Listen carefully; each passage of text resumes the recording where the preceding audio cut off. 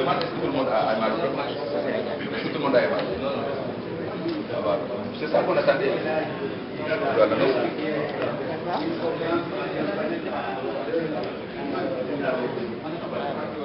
Demandez peut-être aux coalitions qui sont là. Bonsoir. Bonsoir, mesdames et messieurs. Nous allons donc incessamment commencer. On aurait pu faire l'économie et j'espère après les élections législatives du 30 juillet, les Sénégalais se regarderont en face pour se dire une certaine vérité. Et il faudra aussi appliquer la loi. Parce que quand un parti politique existe, un parti qui n'organise pas de congrès, un parti qui ne participe pas à des élections, ou un parti, lorsqu'il participe à des élections, se retrouve avec des sondages insuffisants, voire inexistants, ce parti politique n'a pas sa raison d'être. Nous devons être beaucoup plus sérieux quant à l'avenir de notre Sénégal et les propositions que nous allons faire pour le Sénégal. Ce n'est pas un jeu. La politique, c'est du sérieux. La politique, ce sont des propositions. C'est s'investir pour la cité. Au contraire, moi je me dis de toute façon, ce qui est le plus important aujourd'hui, c'est le citoyen. Le citoyen qui est là, qui a des objectifs clairs, qui veut améliorer ses conditions de vie. Le citoyen qui veut aussi s'approprier son espace public. Le citoyen qui veut tout simplement dire que sans moi, le citoyen, l'État n'existe pas, les institutions n'existent pas.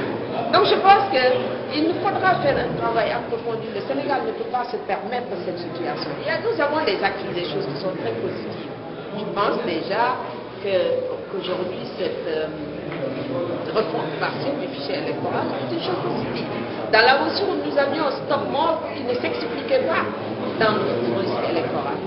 Notre scrutin, le scrutin, disons, mixte, est quelque chose aussi de positif. J'ai vu dans certains pays africains où on a un scrutin majoritaire par département. On peut tout simplement prendre, il n'y a pas une bonne représentation des différents partis politiques. Donc nous avons les acquis. Mais je crois que nous sommes en train de basader ces acquis parce que tout simplement nous ne menons pas une réflexion sur les objectifs. Pourquoi nous nous engageons pour notre pays, pour notre société, mais parfois c'est justement pour nous-mêmes que nous nous engageons. Et ça, je pense que nous devons approfondir la réflexion pour en fait permettre à notre pays, le Sénégal, d'avancer.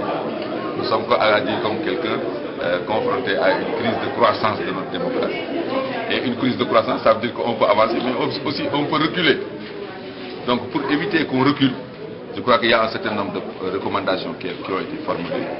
Et parmi ces recommandations, c'est d'abord le défi de l'organisation qu'il faut gagner. C'est le défi du retrait des cartes. C'est le défi d'une campagne apaisée, pacifique, civilisée. Mais c'est aussi le défi de l'organisation, le jour du scrutin, d'un scrutin sans tâche. Mais aussi, un appel a été lancé à tous les acteurs politiques pour que ces acteurs fassent preuve de responsabilité et sachent que le grand enjeu, le grand défi, c'est le Sénégal. Et c'est le Sénégal qui doit s'en sortir. Ces élections ne doivent pas être une occasion de régression, particulièrement vis-à-vis du Parlement. Et pour le Parlement maintenant, la question essentielle, les pouvoirs ont été décrits, mais là où on a noté que vraiment il faut faire de grandes améliorations, c'est par rapport à la question du contrôle parlementaire. Et là, des recommandations ont été formulées, recrutement d'assistants parlementaires, réorganisation du Parlement, revoir les textes et faire un meilleur équilibre au regard de l'évolution de notre démocratie entre l'exécutif et le législatif. Parce qu'il semble que l'exécutif, en tout cas selon les analystes, a des pouvoirs relativement exorbitants. Et qu'il va falloir repenser tout ça. Et le Club Sénégal Émergent s'est engagé. Déjà, il y a une déclaration qu'on va publier à travers toute la presse pour dire un peu les constats et recommandations un peu du panel. Mais aussi, nous allons faire une campagne de communication ces jours-ci à travers les médias, particulièrement les télévisions, pour dire ces recommandations. Mais la grande recommandation, c'est au sortir de l'élection. Et nous prions pour que ça soit une réussite pour le Sénégal, que le Sénégal soit le seul gagnant, qu'on organise une grande réflexion avec tous les acteurs et les spécialistes et qu'on ausculte. Comme on a dit, le Sénégal est... La maladie permet de croître, mais aussi la maladie peut condamner à mort.